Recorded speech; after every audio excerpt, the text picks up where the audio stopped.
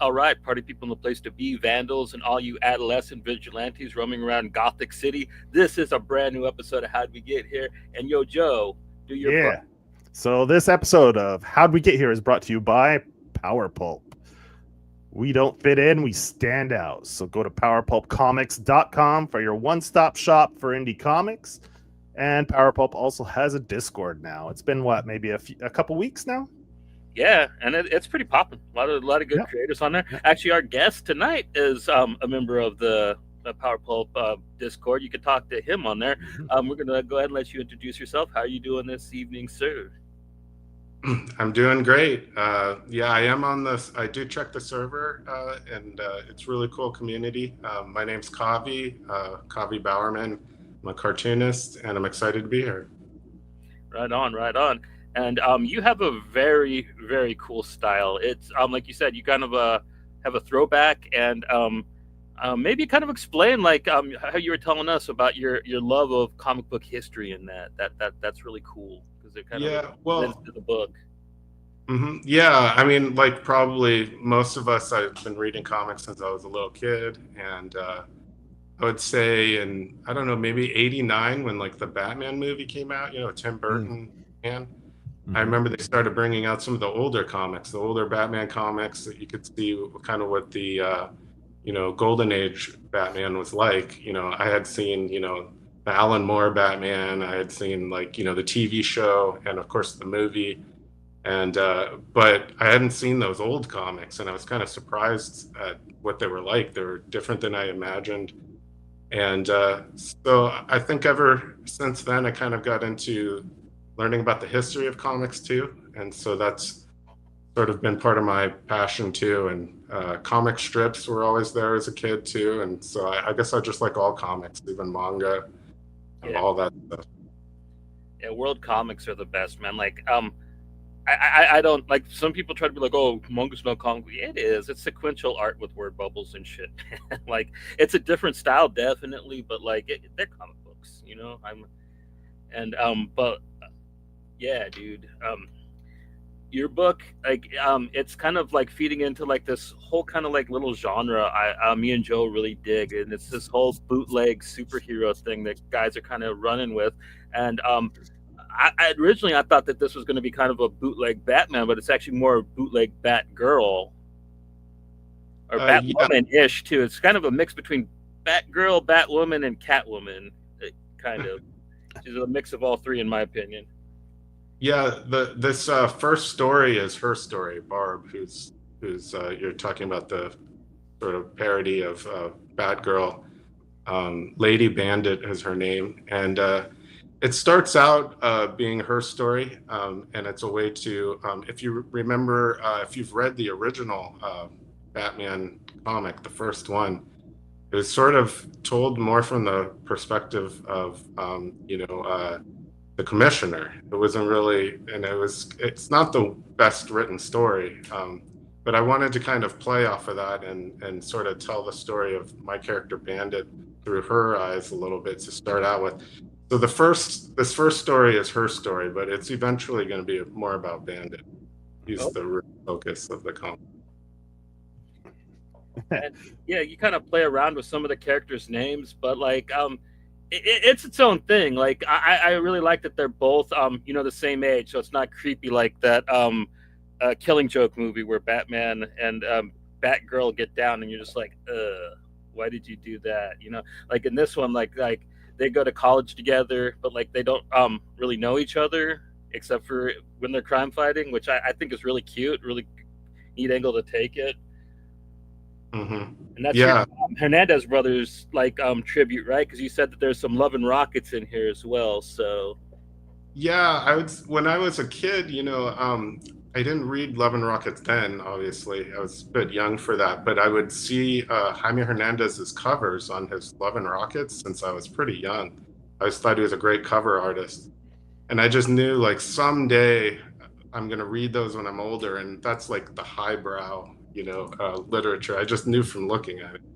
And then, later in college, I really got into that. But I think the biggest influences were the sort of, punk rockish sort of people like them that would put out their own comics. And I remember Eastman and Laird's Teenage Mutant Ninja Turtles. I got into that pretty young. Like I saw their stuff, and then even Dave Sim, his Cerebus book, it's sort of a parody of Conan. At least it starts out that way, and that's sort of the genesis. Like this is a parody of Batman, but it's going its own direction.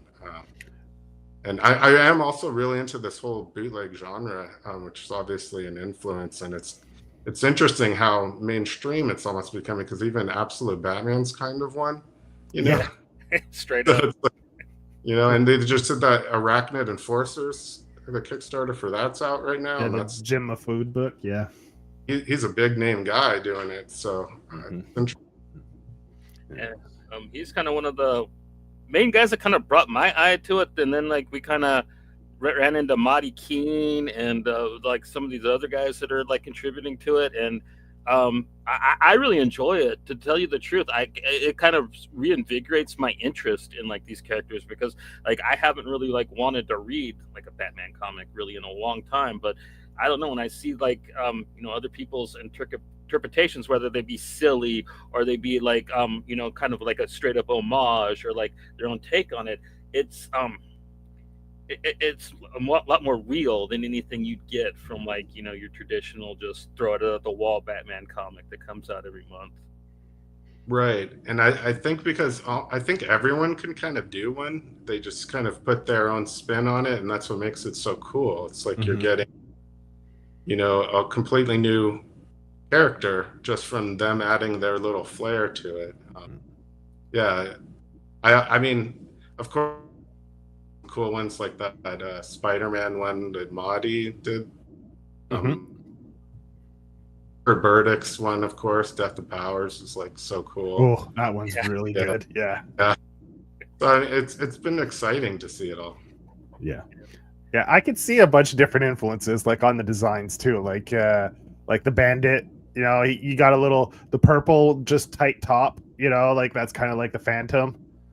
Right. With the gloves, and then I love the fact that you just have him wear like jeans or pants with just long black boots. It's kind of like I don't know, like he's not like that wealthy billionaire who has tons of money to be able to make himself a high-tech suit. So it kind of has a little bit of that throwback, like we were saying, back to like maybe 50s comics, like Golden Age comics, where the suits, like art was different back then, so the suits were less elaborate, they're more simple. So I love the fact that you simplified his outfit, and I think that's just, it has a great visual impact to it that way. Yeah, I feel like back then the costumes, they looked like they just went into the closet and found something, put it on. And so that's sort of the aesthetic, is that they could just find a costume in the closet, put it on, and then they go. So yeah, it gives him kind of a spy vibe, like those spies that just put that tight black top on, the turtleneck top sleeve and stuff. It gives him that kind of little bit like that spy vibe to it. Right. Another thing I love about the art is her costume. I love the fact that you you emphasize the voluptuousness of her, like especially with her leggings are so tight that you can see the leg, how the muscle and the kind of, you could feel how tight her leggings are, right, in the way you draw it and stuff. I love that. It was great. I picked up on that right away. Yeah, I feel like that's a Jaime Hernandez kind of thing. Like his women looked like women that had fat on their body and things like that. So yeah, you especially see it on the cover too, like when she's down like that and you see the right. Yeah, especially because I guess since she's squatting down like that, it would do it even more as well. Yeah. But yeah, and I kind of think of them as wrestlers a little bit too, like WE or something like that. So sort of some of the aesthetic of how they jump around and stuff, I'm always thinking of wrestling. Straight up gives this guy the reverse belly to back. Boom. The suplex. Yeah. Oh yeah. Right, exactly. Yeah, there's wrestling in it. So yeah. That shot, you know what that made me think of right away when I was a kid? There used to be that pro wrestling on the NES. Oh yeah, There's that suplex move, and it looked like the arch and everything was almost exactly like that. Right.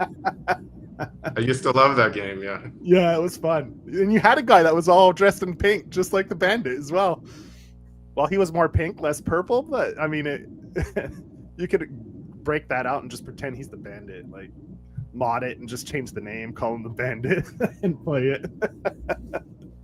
Yeah. and I really liked your willingness to like go to like the silly places that the old comics used to, like with the use your shoe. There's a fly in the room stuff. I mean, I just had a blast with it, man. Like, it is a bit cheesecakey, but it's a book that you could let somebody that's like 10 and older read. You know what I mean? Like, it's not Yeah. there is some death in it, but like it's classic comic book style. You know what I mean? Right. Like Yeah, even the that idea. death, there was no blood, right? Like he gets shot and you see him, but the way you show it, instead of showing blood, it's the dropping of the glass, right? Right. So it doesn't have that gory graphic element. It's more like Johnny said, more of a classic kind of throwback, right?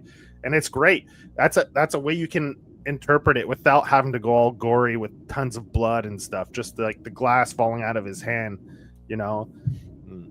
Yeah, It's- like with those old Golden Age comics, some of the stuff they do is kind of shocking, but they did it in a way where they could get away with it. You know, they don't show the blood, they don't show the violence, and so that was something I wanted to try to do.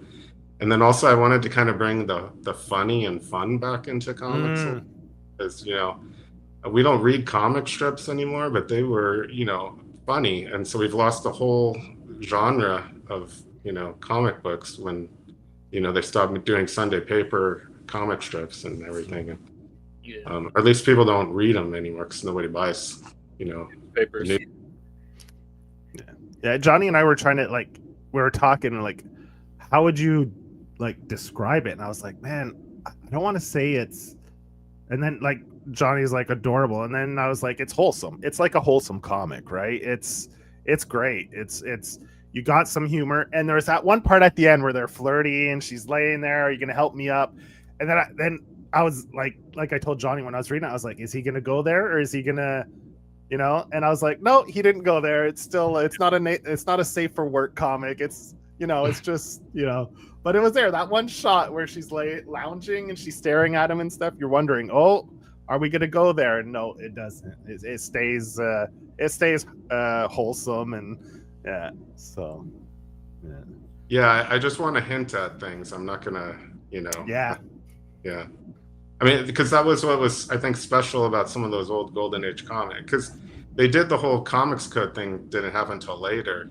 So it's like they were able to kind of do whatever they wanted, but they still didn't really show.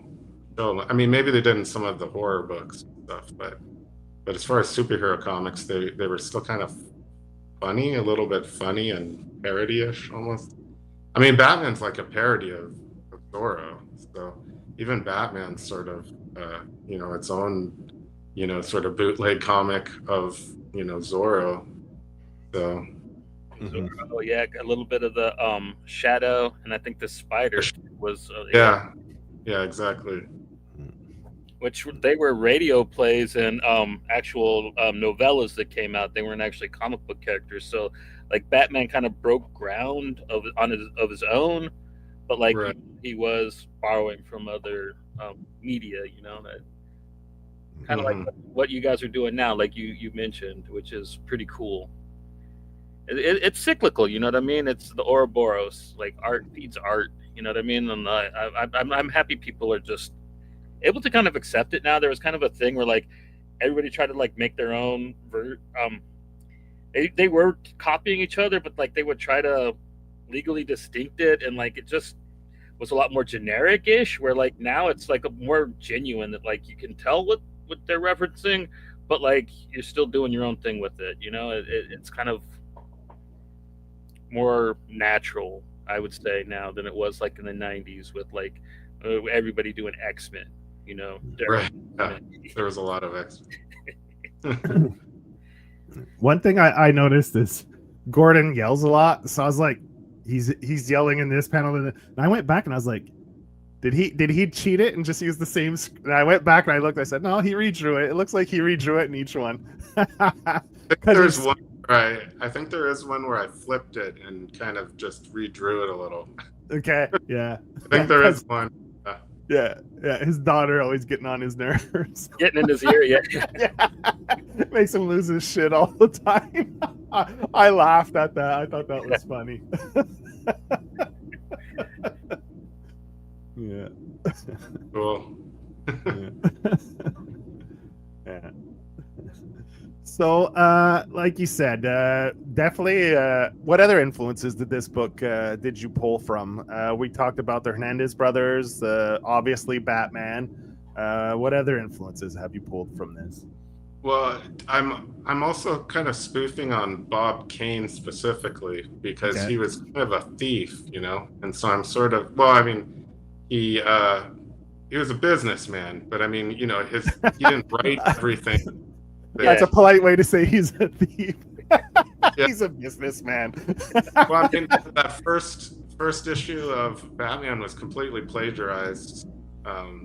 That he did, and then you know, you'd get all these ghost writers and ghost artists, and so I'm sort of if you notice in the, like, say, the first strip, there's that one panel where it's a car driving, and I totally redrew that from, you know, the first issue of Batman, just right in there, and one of the reasons I did that is because he stole that image, so it's sort of like a nod to it all. Yeah. And then and you know, Cadillacs and Dinosaurs was cool comics for its inspiration, and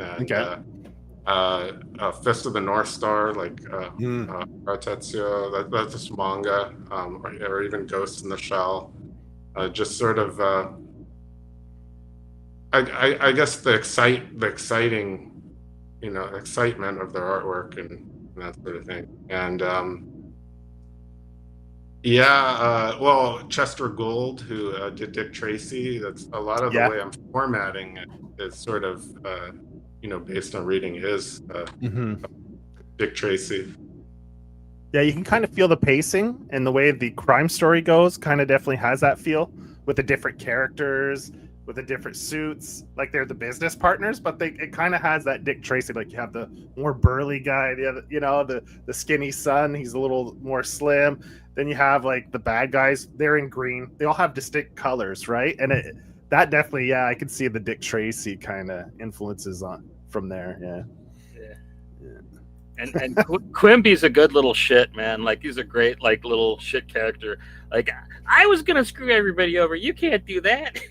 Yeah. And just the subtleties too, like how when Barb is there, he's all, you can see like in the facial expressions when she talks, he's attentive and kind of infatuated with her, and that totally comes off. It's subtle, but you totally read it, you know, in the panels. So kudos to you on that. That was really well executed.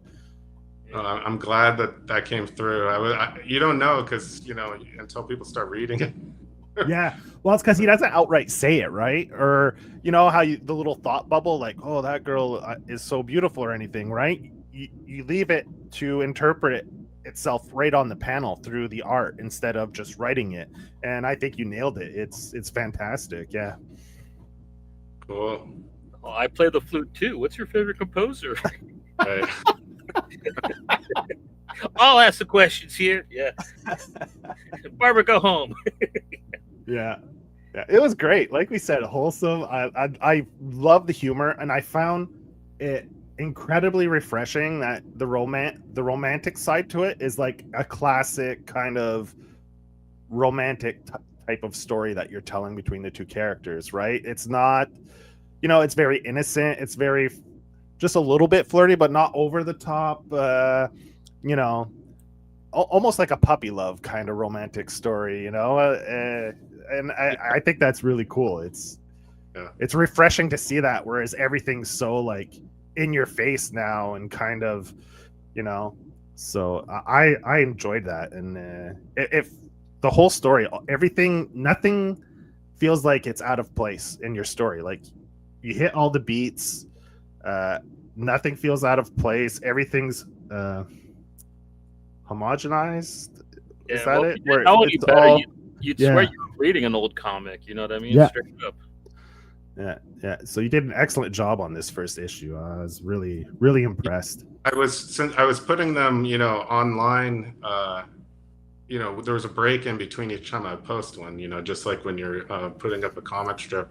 And I wanted to have that feel. It's like I knew where the story was going. I'd written the story, but I didn't want it to be so written that I wasn't actually writing each one right before I turned it in. So each one sort of like finished right before I would post it, even though I kind of knew what was already going to happen. And but I think when you're doing a comic strip, one thing that's kind of cool about it is you have to kind of have that beat sort of ending on every page, Since I kind of had that, I think once you put them all together, it just feels like a good reading experience because every page something's happening instead of it being like several pages before something really happens or something. Yeah, it has a nice rhythm to it. Yeah, for sure.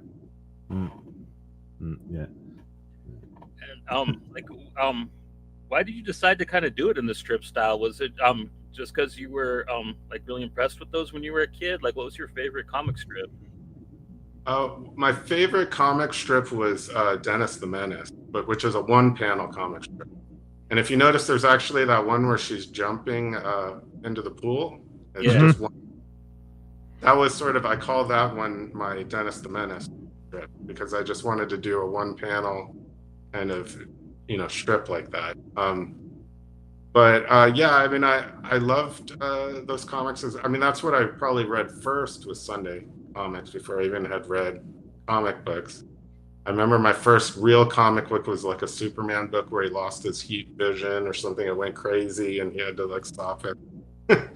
But like, yeah, I just have always had a love for both. And one thing that I like about comic strips is everyone can kind of read them. Some people have a hard time reading comic books. The pages are confusing to them.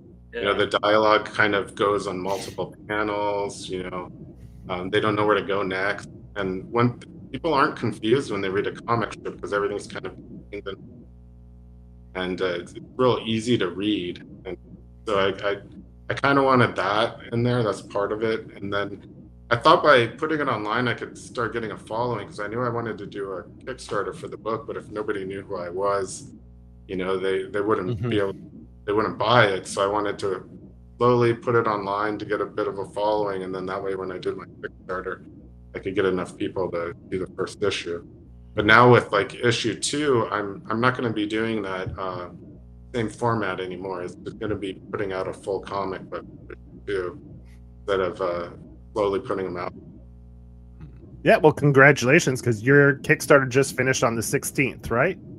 Right. And it funded. So the first issue funded. So people that are listening that didn't know it, that are just discovering this book now, like if when they're watching the replay or anyone who's tuning in live, if they miss Kickstarter, how can they get the book afterwards, after the Kickstarter? I'll have them for sale after it's been printed. Yeah. Right now, if you want to read it, you can read it on my Instagram. It's at Kavi Bowerman. And I have a Patreon where you can see it in better detail. It's a little bit easier to read it all. But I guess once I've got it printed, it'll be up on my website and all. So you have a website? Okay. Well, I don't have one yet. But okay, that's what you're working on. Okay, got you. Yeah. Got you. Do you at least have like the domain? No, nothing. Not yet. Okay.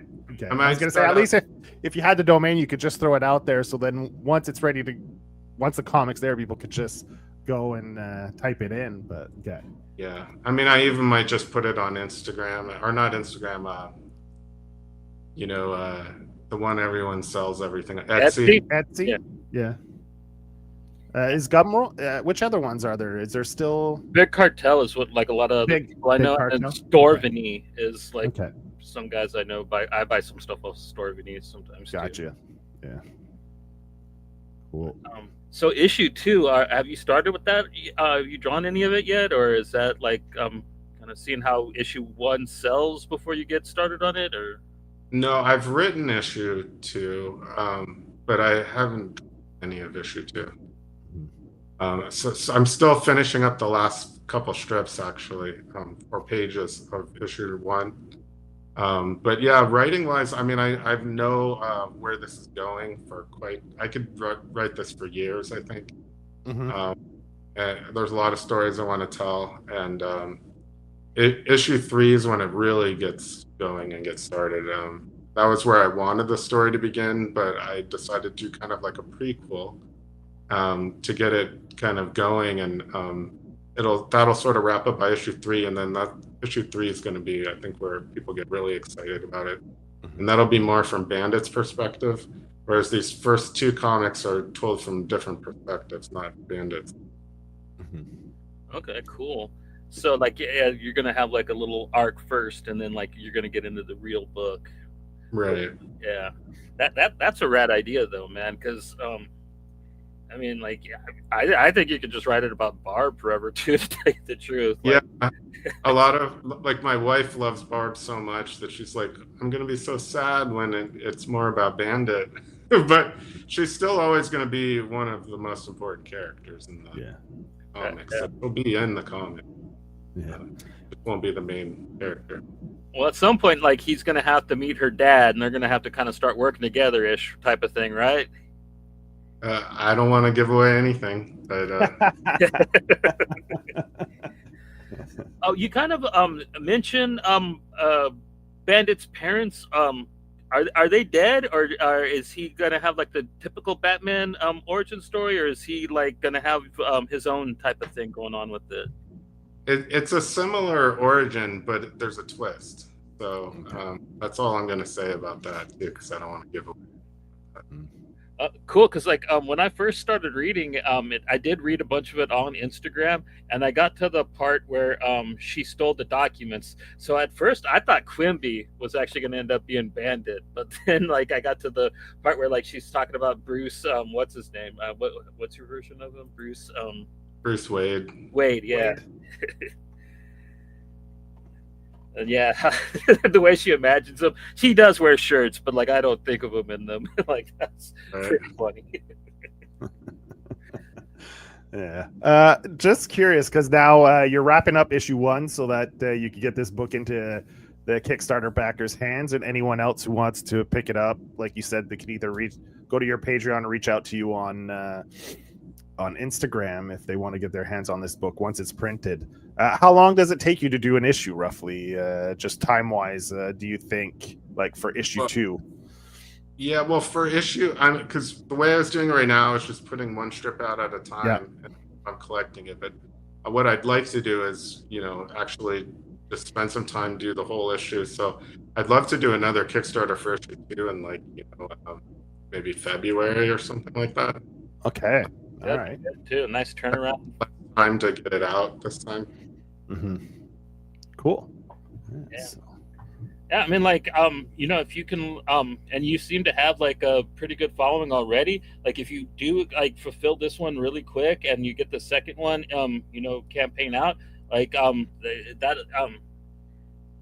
it shows consistency, and like that, it just really helps with, kind of building and you can have a sustainable career. Like our friend Richard, like he's done 12 issues of his book, and like each campaign gets bigger and bigger, you know what I mean? So, and I think with your book, it kind of has a similar type of cheesecakiness to it, where like it'll have like that kind of fan base, but like it's also like a really good comic that I think that you could probably have that same kind of success, you know what I mean, if you just kind of really keep up with it, you know what I mean? That's kind of the crux of Kickstarter, but like you seem to already understand how it works, you know what I mean? Like your first campaign, you didn't try to ask for a ridiculous amount of money. You kind of just, I assume you just want to pay for production of it, right? Yeah, I wanted to get enough to print 100 at least, So, and the Kickstarter, made more than that, so it should, get 100 printed and more. So. Are you gonna get extra prints of the black and white version to sell on your website as well, or are you just kind of you leaving that for like the backers? Is that like a Kickstarter exclusive? I think total, I'm only gonna make a small amount of those, like between 25 and 50. So the backers are mostly going to be the only people who have those. I'm going to make some extra though that will be available. Cool. So sweet. I'm happy I got one.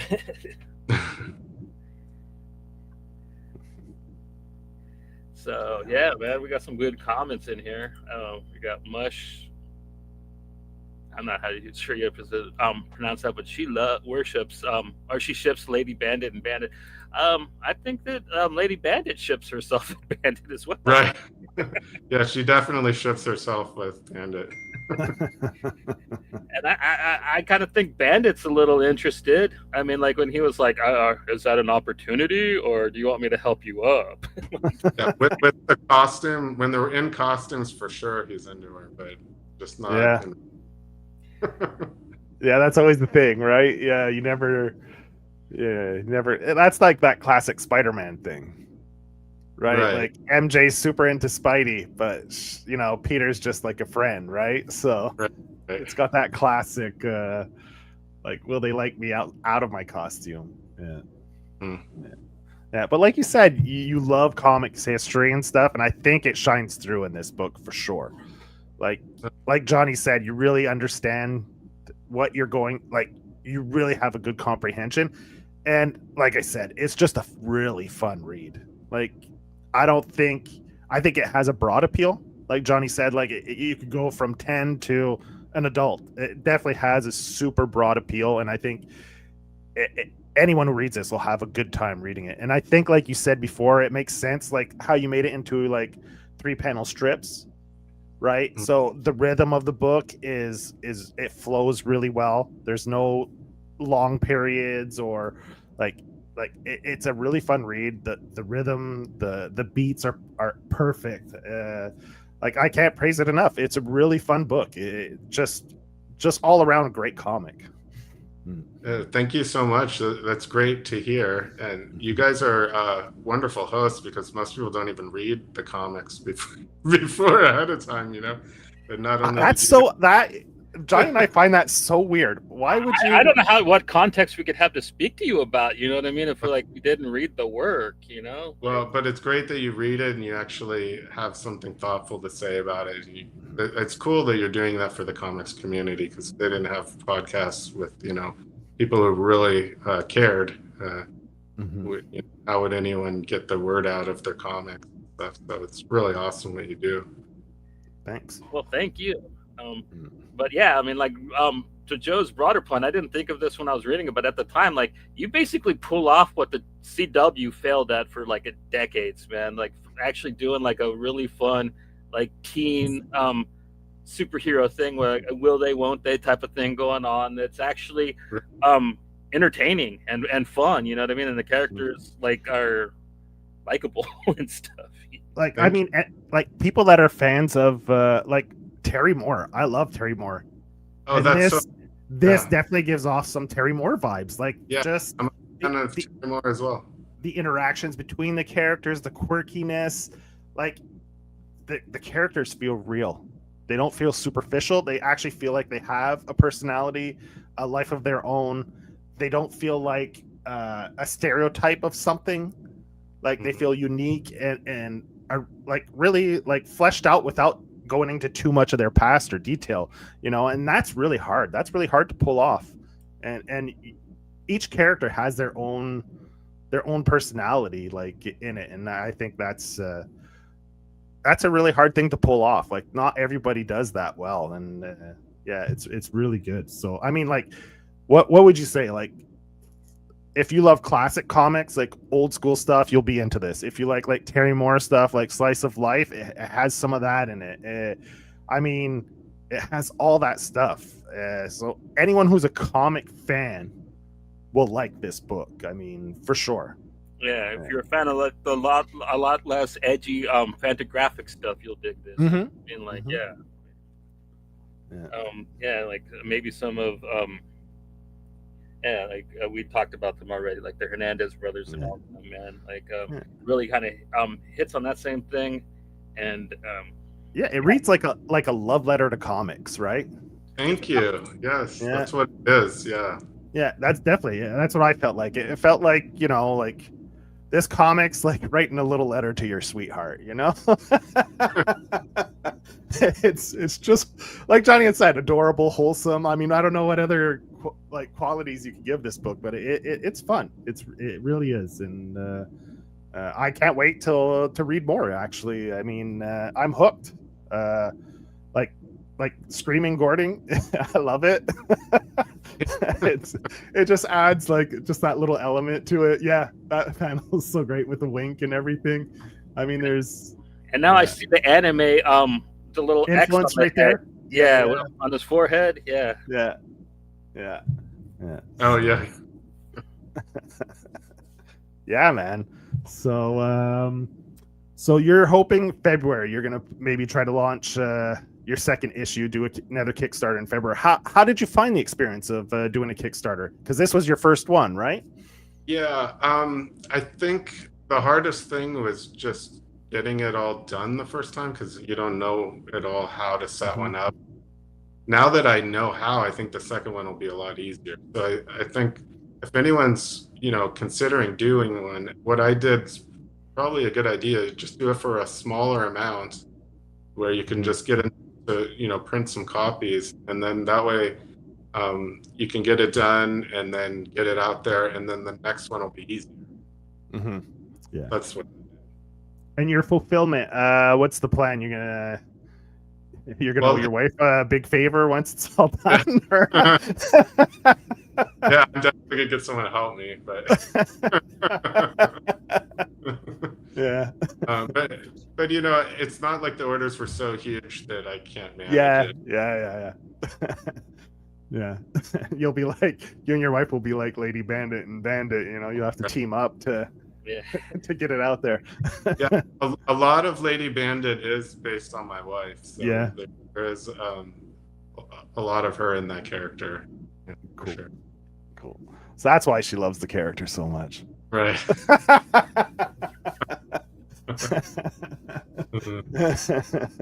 Oh, so that's good that Kickstarter was a good experience. But like we were talking just recently, I think there was a little period of time there after the pandemic where, like, you even brought it up before we went live, like stories of people that had a hard time funding or didn't fund their first book.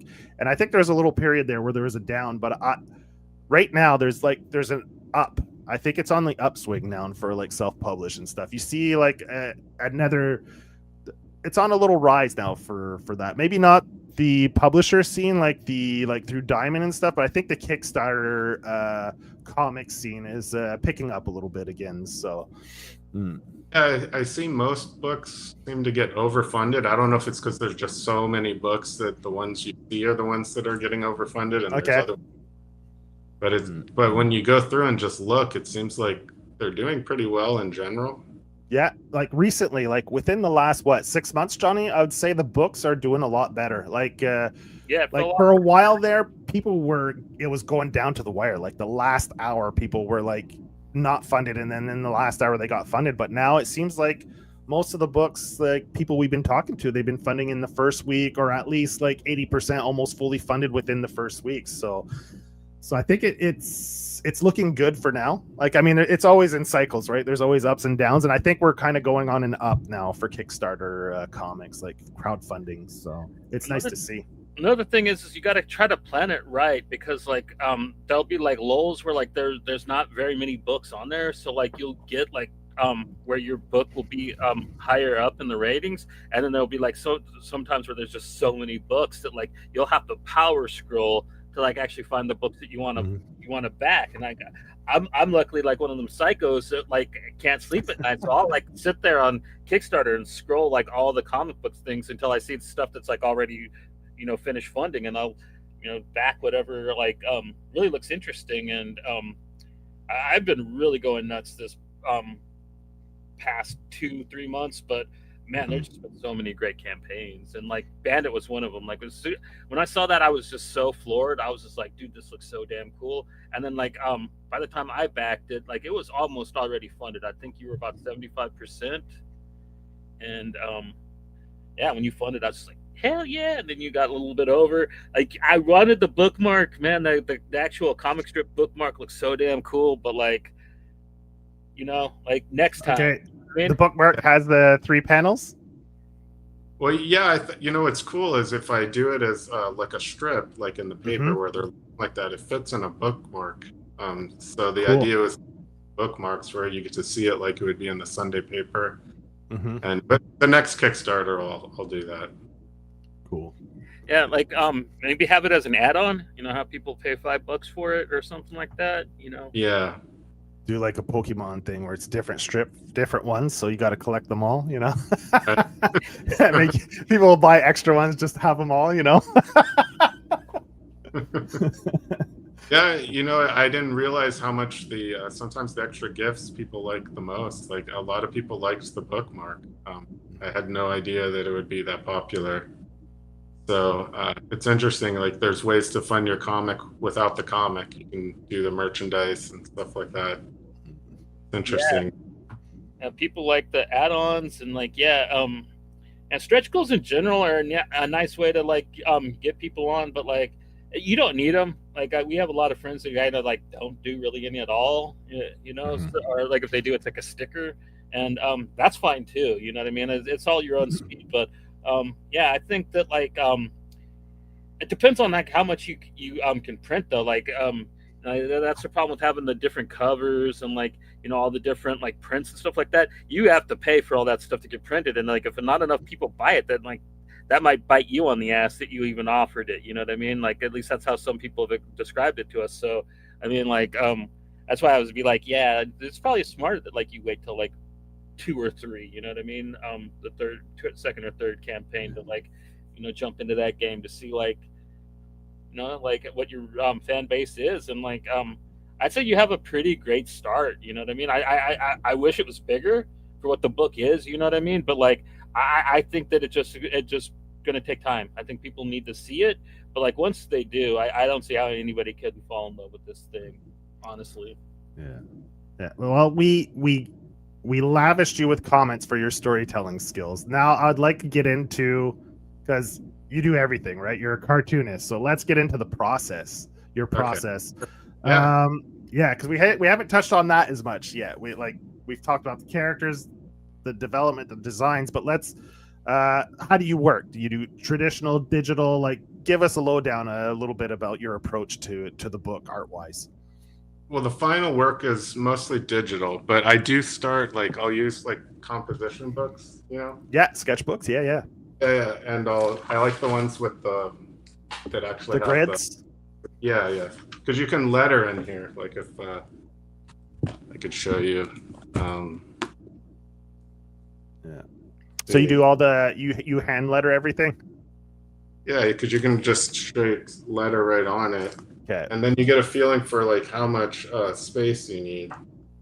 And you just do little thumbnail drawings with your stuff. And that's how I figure out all the stories. So there isn't really a script. It's just sort of a storyboard or a storyboard. Yeah, thumbnails. Working out through thumbnails. What I drew as a kid, where I'm just not really drawing so much, and I just make sure that it's all going to fit. And then I use Procreate, which you can do anything in Procreate now. So it's really cool. I letter in there, you can color in there.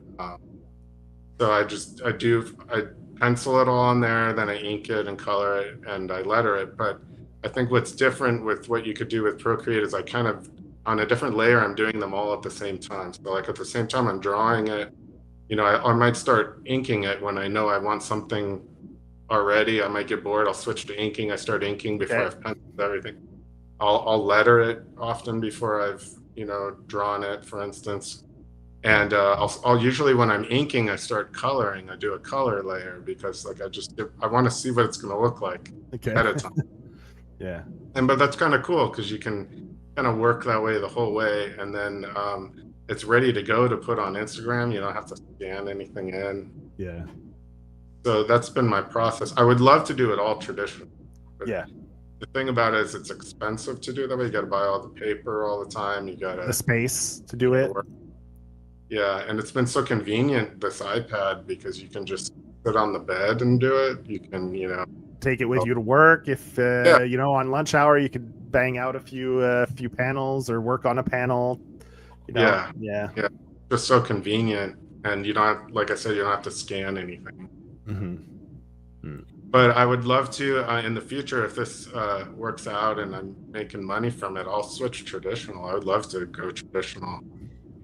Or what I like, I was talking to some people, and I was thinking, because not every page is something like, people always want that wow page, like either that splash page, or like you said, that one that you did, like your Dennis the Menace. Mm-hmm. You could always pick a certain page or panel to do traditional, and that way you could have it, like you could sell it later on, like smaller panels that are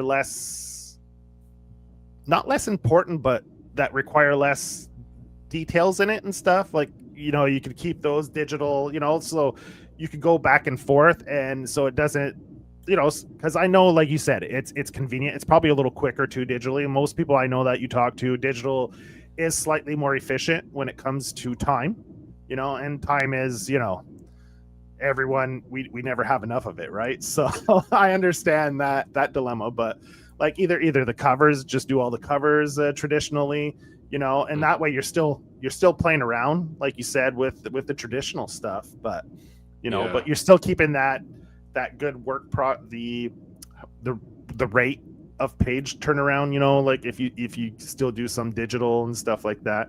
And I think the trick there would probably be finding that balance where the two are seamless, where they can't really tell what's digital and what's not. Like, I think that's the real challenge in it. But what's interesting is when you're in Procreate, the brushes look so perfect, and like, so you have to try to make it look imperfect. But then the opposite, when you're drawing traditionally, you got to make it look perfect if you want it to look perfect, because it won't look nice if you you don't have the skill to make it look nice. So it's interesting. Have you played around with making your own brushes in Procreate? Well, I don't know. I know people sell like brush packs and stuff. They create their own that you can download and stuff to have different. Have you played around with that or toyed around with that at all? Or the brush that I use to ink almost everything is the one that comes with it. It's Bakersville. Okay. Bakersville brush and ink. It's kind of feels like a brush that people would have used in Golden Age comics, even, that nice brush. And I just use that for everything almost. Yeah. But then when I'm, go back to traditional, it's like, oh yeah, I have to make sure I draw a much prettier line with this brush in order to make a pretty line, where it's so much easier in, Procreate to make a nice pretty line. Yeah.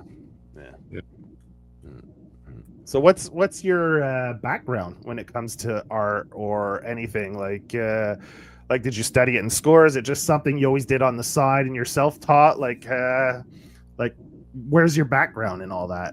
How'd you get here? Well, I guess I mean, I've been drawing since I was little. I have comics from when I was a little kid that I've done on school paper, that sort of thing. But then I went to art school. Okay. That thing I did, and I wanted to be a comic artist when I was really young. I think like 8 years old. It was like my dream. And then I went to school. They didn't have a comic school, for me to go to. I mean, but what I did actually is, while I was in school, I did the Joe Kubert mail away. Okay. And most of what I use probably comes from that mail away course. Okay. So if anyone wants to know how to get started, they still have that mail away course book. I don't know if they do the class anymore that way, but I think on their store you can buy those books, and I think the videos for them are on YouTube now. Okay, that's cool. The information's out there. Nice. But I did that undergrad, and then I actually did a comic book back then in 2001. I did a comic. It was called Marionette Carnival. It's sort of like an Adrian Tomine kind of ripoff kind of thing, where I was kind of doing my own life in college kind of things, And I took that to Comic-Con, and I tried to get that into Diamond, and I couldn't get it into Diamond. You mentioned Terry Moore before. I actually brought it to him to show it to him, and he gave me, compliments on it. He's like, "Oh, you'll get into Diamond," and I could not get into Diamond. No. Do you still have that book? I do. I'm not super proud of it, but I still have it. Yeah. Yeah. And how did you do it? You just like a zine style? You printed it yourself? Like you went to what's the print shops in the U.S. that Kinko's, is it? The print place, Kinko's. Yeah. Yeah. You know, stretch goals, man, on your Kickstarter. Just do a old school Kinko's, man, and do that book. Add that as a stretch goal, maybe on your second campaign. You know. I can't even imagine how much it would cost to print at Kinko's now. Yeah, but I mean, you could do it at home now with the printers now. Yeah. With the what's that one they always advertise? Is it Canon? Mega Tank or whatever it's called. It's got like the giant ink tanks or whatever. Anyway, I always hear the commercials on the radio all the time. Yeah. So I was selling it at Comic-Con, and then I decided to go back to school. I went to film school, and then studied writing at film school, at grad level screenwriting.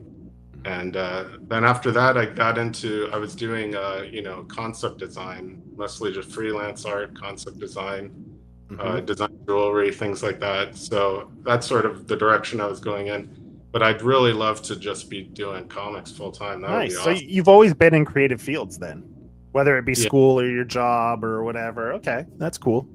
I did a short film that's on the internet. You can watch. Oh yeah, what's it called? Is it you want to throw it out there? Or? Called The Red Light. The Red Light? Okay. Yeah, if you search my name and The Red Light, you might be able to find it. For some reason, pop up. Yeah. All right. Cool. It's got my sense of humor anyway in there, the same kind of humor. Yeah. Cool. I mean, we could look it up later on and maybe slap it in the description afterwards, if people want to go check it out. Definitely. Yeah, Johnny, you were going to say something before? Oh yeah, I was just gonna say the you have a very cinematic style, so you being a film writer, that kind of explains how this is so punchy, you know what I mean? Like you got the really good sense of timing right off the bat, and that explains it. You actually have you did sequential writing before, not like novels, or you probably probably could write one of those. Have you done prose at all, or you got any interest in that? No, I'm not that good at it. Cool. I mean, that was a very quick answer to that one.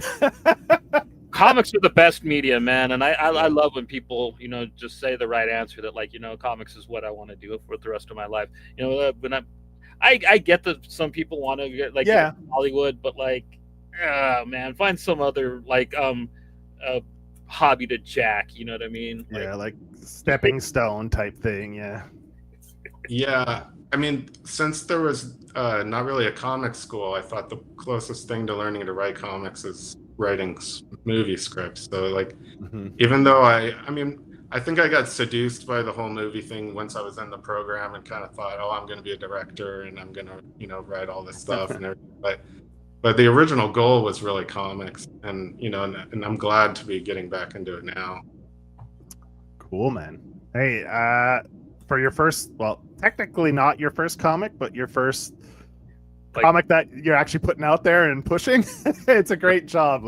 I'd be really interested to read your other one though that you said you did in college. That maybe someday. Johnny and I love that shit. We love to see creators evolutions, early stuff compared to where they're at today. And that is inspirational on its own, right? Because probably some similarity, but it's definitely better now than it was. But you look at some of your favorite creators or cartoonists, their early stuff, and then how it's evolved. Just look at Jay Lee, for example. Yeah. You look at his early stuff, the bones are the same. It's just his line work has evolved so much, right? His layouts, the proportions, the poses are very similar, but it's that line work that's changed so much and evolved over the time. He's smoothed out his style, rounded it out too. He used to be a lot more jagged, where it's got round, heavy inks, very dark and gritty, and now it's more fluid, more it's beautiful. I love both those styles. I love the early Jay Lee, and I love his stuff now, and it's just fun to see that evolution of a creator, from their early days to their more mature work. It's an interesting thing. And one of my favorites is Paul Pope with the THB, seeing how he became Paul Pope, writing that, doing that comic. And I'm glad that like people are finally going to see that. You know what I mean? Because like he's finally putting the books out for that, and like, or I guess 32nd Street Books, I guess, or whatever it's called, is putting it out. But like, I'm really excited for that. I have a couple issues, you know what I mean? But, like, they're hard to get. What were you gonna say? He did what? Oh, when I was a kid, I remember when he was doing Namor. And yes, that was my introduction to him. Yeah. Namor. I even did a Spider-Man. Yeah, after Eric Larson left, he did a few issues after Larson left. Spider-Man, yeah.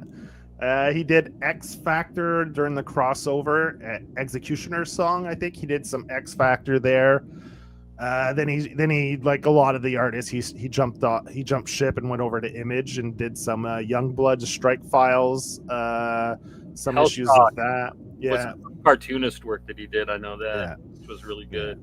So, yeah, he's a guy that's lasted, you know, like Yeah, like from the 90s all the way till now. He's probably even more doing just as much, if not more work now than he ever did even when he was in his hype days back in the 90s when comics were at their peak, you know, selling millions of copies, you know, in issues. So yeah.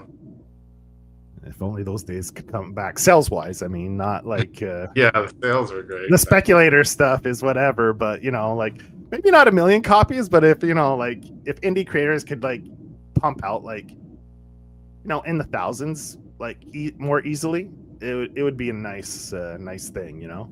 More people would be able to make a living off it, you know. Right. I mean, even selling 1,000 copies is a miracle. Is incredible. Yeah. You think back in the 90s, an indie creator would sell like 10 to 30,000, which was really good. And in today's standard, that would be, like you said, roughly in the 1,000. Like, you know, like, yeah, that's an incredibly successful indie book if you're selling like 1,000 copies, right? If self-published. Yeah. Those are the days, man. Yeah. Like, I think like, Eastman and Laird, we brought them up earlier. I think their first run, the first Ninja Turtle book, like they had to get like 10,000 copies of it. That was like the lowest print run they could get, I think, or I think I heard them described. So yeah, but it sold like hotcakes, man. Didn't they have to do like? Yeah, they reprinted it like 5 times before they sold about 30 in the end. Ended up selling a good 30,000 copies, roughly, or maybe a little bit more than that. Probably more than that, but yeah. That was a huge influence for me. It was Teenage Mutant Ninja Turtles, the original series that they did. Yeah. The stuff after that, not as much, but the stuff they did, really cool. Hey, black and white comics, man. Yeah. It's a beautiful thing. It's a beautiful thing, and I'm glad it's kind of. I won't say it's back in style, but a lot of people are putting out some black and white books now, which is really fun. Yeah. Yeah, that's cool because you don't even really have to do them in black and white anymore because color's not that much more expensive than black and white these days. It's true. It's almost the same price to print black and white or color. Yeah. So it's cool that they're doing it for aesthetic reasons. Or just time. You don't have to color it, right? You save a little bit of money. Yeah, and time, you know. Yeah. Just do your inks and that's it. That page is done. Yeah. Just need to letter it. Right. Unless you do like you and you just do both, you know, you offer both. So, which is cool. I love artist editions. So that's another thing I've kind of taken a liking to is all the artist editions that they put out for books. Danger Girl artist edition came out, and like that, or the Kickstarter just happened. It just finished, right? Or is it still going on? When I launched my Kickstarter, I was like looking at what else was out, and it's like, okay, I'm competing against Danger Girl artist. Doesn't seem good. And then of course Arachnid Enforcer also coming out. I'm like, man, this is tough. Going against all this stuff. You know what you do, man? You get chummy with them on socials, and then you have them shout out your, you know, at the end, they can make a post and just to shout out, I met this guy, he's really cool, check out his Kickstarter, right? You know, you have like a Jim Food or shouting you out, people will go check it out, you know, and it'll probably give your book a little boost, you know, you just chum it up with, you know, networking. That's what networking is all about, right? Right.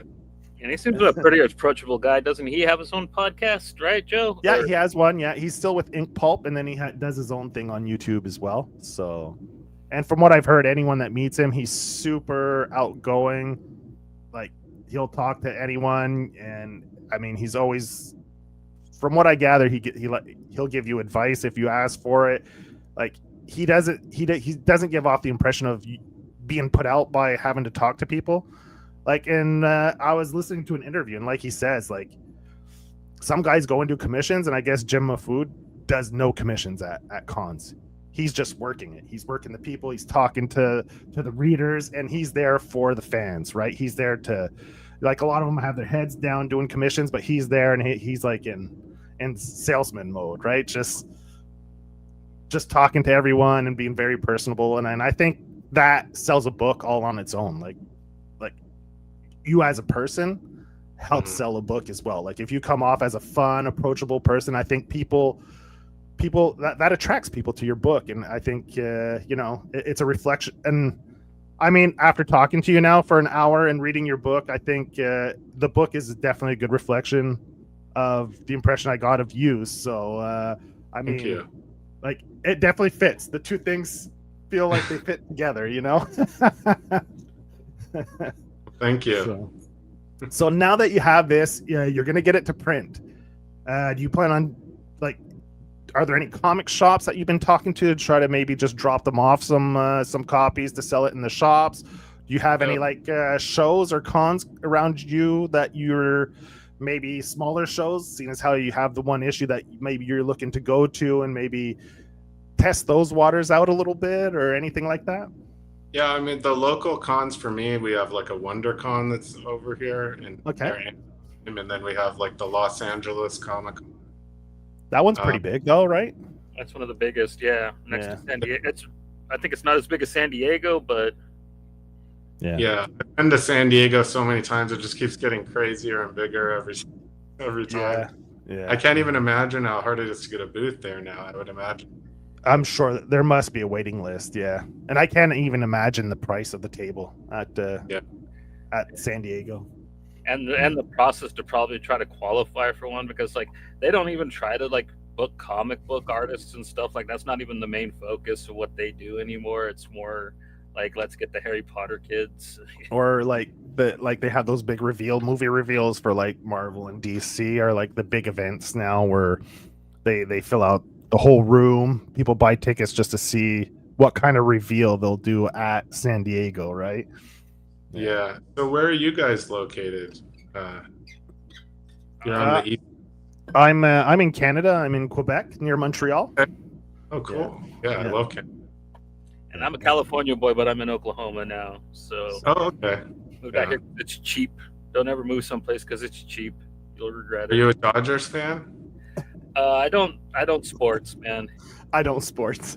I don't sports. I love that when people say that. I'm excited about the Dodgers. They're playing right now. I don't know what the score is, but yeah, the Blue Jays are playing tonight too. I don't know if they're making a little comeback there. They tied their series up. Yeah. Oh, they're losing. So with the Blue Jays or the Dodgers? The Blue Jays are losing. Yeah. Oh, good. But I think whoever gets, I think the Dodgers have just been they've just been dominant this postseason. So I think I'm not going to say it's in the bag, but I think they're heavy favorites. Easily. The past couple of years, they've been great, right? Yeah. Well, they got Ohtani, right? Yeah. So I mean, that's good. Yeah. And that attracts people to the team too, right? Like, I think they're what the Yankees used to be. That's what the Dodgers are now. Yeah.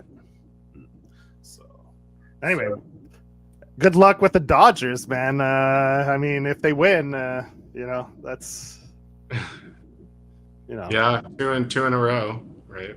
Yeah. Yeah. Well, they made short. Did Philly even make a series out of it, or is it pretty one-sided? No, I don't think they've won one yet. No, it's been.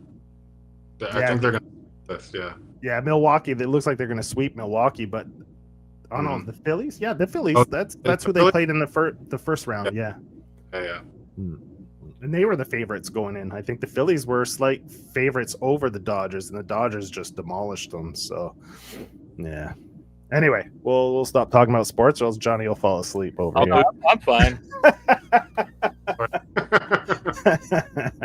So anyway, we've been taking up your time for an hour now, and Johnny's the one who put me onto this book, so I'm happy he did because I really enjoyed it, and it was a pleasure talking to you. So yeah. And that.